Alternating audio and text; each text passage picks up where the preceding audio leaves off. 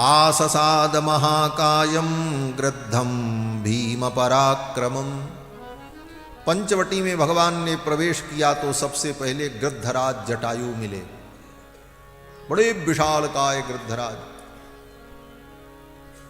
गृद्धराज जटायु के विशाल काया को देख करके राम जी को लगा, अरे लगता है ये कोई असुर है, गृद्ध का रूप धारण करके बैठा हुआ, क्योंकि इतना बड़ा तो कोई गृद्ध हो नहीं सकता। तो राम जी को लगा ये कोई असुर है। तम दृष्ट्वा तौ महाभागौ वनस्थं राम लक्ष्मणौ मेनाते राक्षसं पक्षिं ब्रुवाणौ को भवानिति। राम जी ने समझा ये कोई राक्षस है, लेकिन बिना जाने समझे किसी को कुछ समझकर प्रहार कर देना और कुछ समझ करके व्यवहार करना ये उचित नहीं है।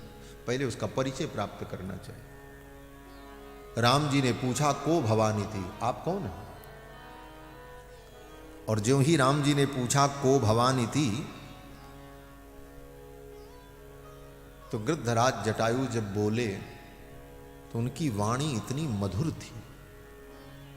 यद्यपि गृद्ध की वाणी बड़ी भयानक होती है, गृद्ध की वाणी में मधुरता नहीं होती, लेकिन गृद्धराज जटायु ने जब राम जी से संभाषण किया तो उनकी वाणी इतनी मधुर।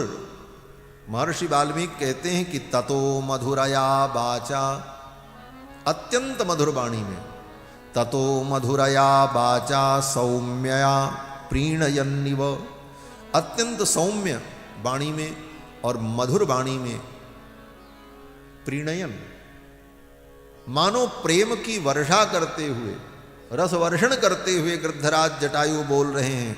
क्या बोले? जैसे पिता अपने बेटे से कुछ कहना चाहता है तो बहुत प्रेम से बोलता है, तो कैसे बोलेगा? यही तो कहेगा, बेटा। बड़े दुलार से कहेगा तो यही नहीं कहेगा, बेटा सुन। गृद्धराज जटायु भी ऐसे ही बोले। गृद्धराज जटायु ने राम जी से कहा, उवाच वत्समाम विद्धि वयस्यम पितुरात्मनः। बेटा राम, राम जी को बेटा कहा गृद्धराज जटायु। अभी तक जितने मिले, कोई स्वामी कह रहा है, कोई शिष्य कह रहा है, कोई भगवान कह रहा है, पहले व्यक्ति गृद्धराज जटायु वन की यात्रा में मिले हैं जिन्होंने राम जी को बेटा कहा। ठाकुर जी के कान तृप्त हो गए महाराज। अपने पिता के मुख से जो शब्द सुनते थे, आज वो शब्द सुनने को मिला। गृद्धराज जटायु ने कहा कि वत्समाम विद्धि वयस्यम पितुरात्मनः, मैं तुम्हारे पिता की आयु का हूं और मैं तुम्हारे पिता के समान ही हूं। अब तो भगवान श्री राम को बड़ा आश्चर्य हुआ, इस जंगल में इतना विशालकाय गृद्ध, और ये मेरे पिता की आयु के हैं 60,000 वर्ष के, और इनका स्नेह मेरे प्रति पुत्र के समान है।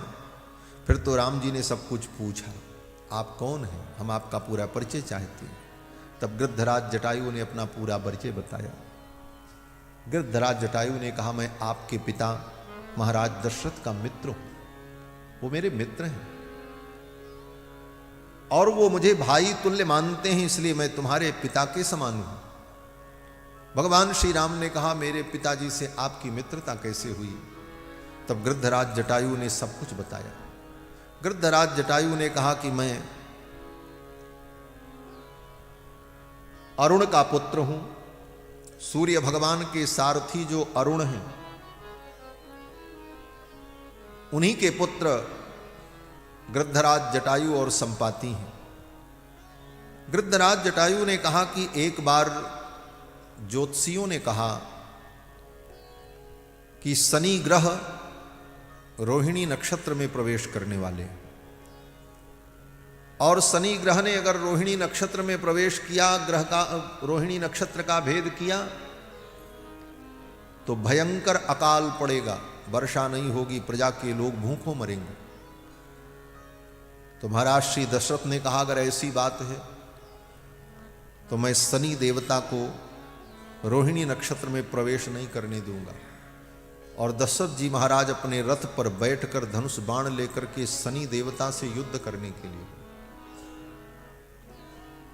शनि देवता ने इनके साहस को देखकर प्रसन्न होकर के कहा, राजन ऐसे तो मेरे सामने आने की किसी की हिम्मत नहीं, लेकिन आप आए और आप रघुकुल के राजा हैं। आपके इस सामर्थ्य को देखकर और प्रजा के हित की भावना को देखकर मैं प्रसन्न हूं और मैं वचन देता हूं, मैं रोहिणी नक्षत्र का भेद नहीं करूंगा। शनि देवता मान गए। दशरथ जी महाराज प्रसन्न होकर के लौट रहे थे, लेकिन जब दशरथ जी का रथ नीचे आया घूमते हुए, तो शनि देवता की दृष्टि दशरथ जी के ऊपर पड़ गई। शनि की दृष्टि में ही दाहकता है, इसीलिए शनि देवता की आंखों की पलकों को ब्रह्मा जी ने इतना बड़ा बनाया है कि वो पलकें नीचे तक ऐसे लटकती रहती। शनि देवता देख नहीं पाते। अगर देखना होता है तो अपनी पलक को अपने हाथों से ही ऊपर करें, तब किसी को देख सकते, इतनी बड़ी पलक उनकी। तो शनि देवता ने दशरथ जी को देखा तो नहीं,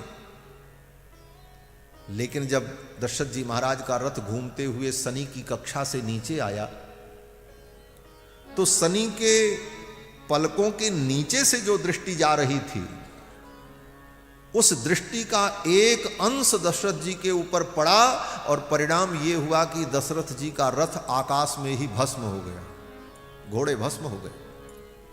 अब तो दशरथ जी महाराज, दशरथ जी तो बच गए, लेकिन उनके घोड़े और उनका रथ आकाश में ही भस्म हो गया और वो दशरथ जी महाराज ऊपर से नीचे की ओर गिरने लगे।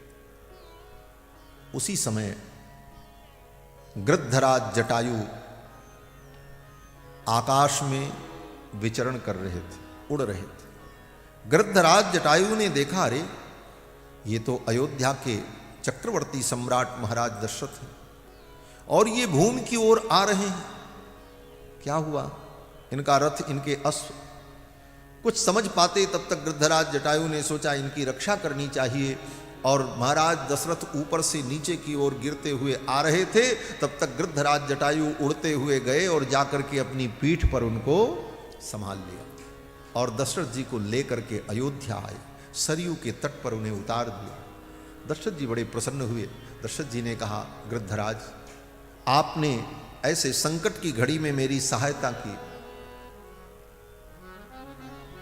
और आपने मेरे प्राण की रक्षा की।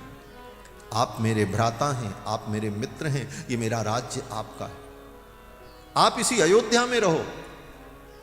तो गृद्धराज जटायु ने कहा, राजन मैं अयोध्या में नहीं रहूंगा।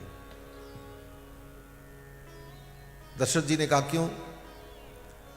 गृद्धराज जटायु ने कहा, मैं गृद्ध पक्षी हूं। गृद्ध पक्षी जो होता है ये अमंगल मूलक होता है।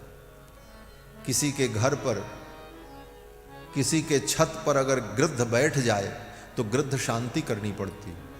गृद्ध पतन शांति नाम का अनुष्ठान करना पड़ता, कर्मकांड होता। अगर मंदिर के शिखर पर गृद्ध बैठ जाए तो शांति करनी पड़ती, गृद्ध पतन शांति होती। क्योंकि गृद्ध पक्षी को शास्त्र में अमंगल सूचक माना है। तो गृद्धराज जटायु ने कहा, मैं जाति से गृद्ध हूं, अमंगल मूलक हूं। आपके इस मंगलमय नगर में, मंगल भवन में मैं अमंगल मूर्ति रहूं, ये ठीक नहीं। हमारे लिए तो जंगल ही ठीक है। लेकिन आप जब मेरा स्मरण करेंगे मैं आपकी सेवा में आ जाऊंगा, और मैं दंडकारण्य के घनघोर जंगल में निवास करता हूं, वहीं मुझे सुख मिलता है। दशरथ जी महाराज ने कहा, ठीक। ये सारा वृत्तांत सुना करके गृद्धराज जटायु ने कहा, राम उसी समय से आपके पिता से मेरी मित्रता है और वो मेरे मित्र हैं। आप उनके पुत्र हो तो मेरे भी पुत्र हो, पुत्र के समान हो। ये कह करके गृद्धराज जटायु ने भगवान को आशीर्वाद दिया, भगवान का मंगलाशासन किया। भगवान रघुनंदन गृद्धराज जटायु को पाकर के बड़े प्रसन्न हुए। लक्ष्मण से कहा, लक्ष्मण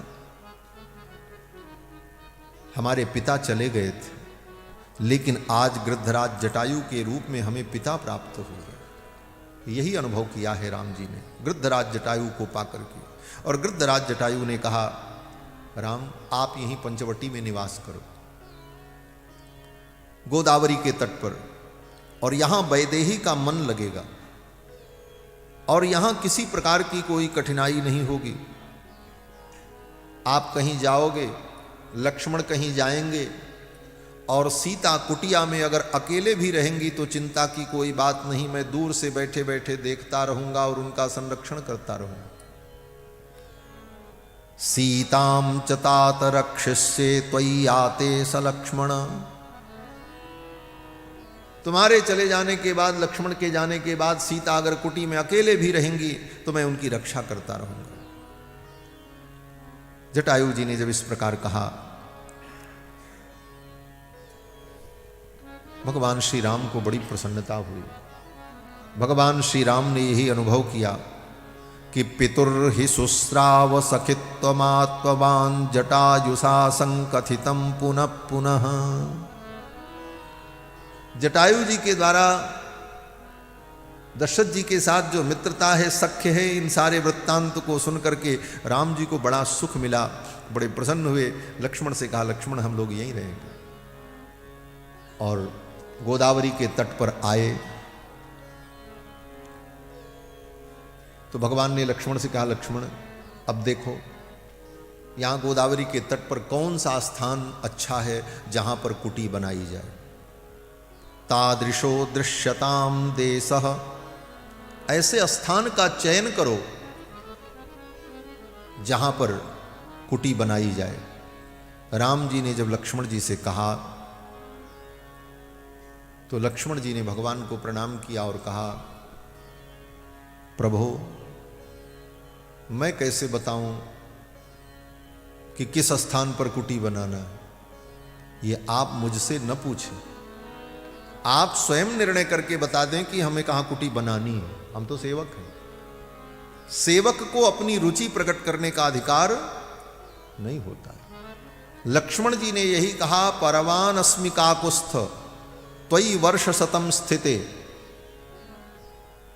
हे रघुनंदन, मैं आपका सेवक हूं, दास हूं, इसलिए सेवक को अपनी रुचि प्रकट करने का अधिकार नहीं होता।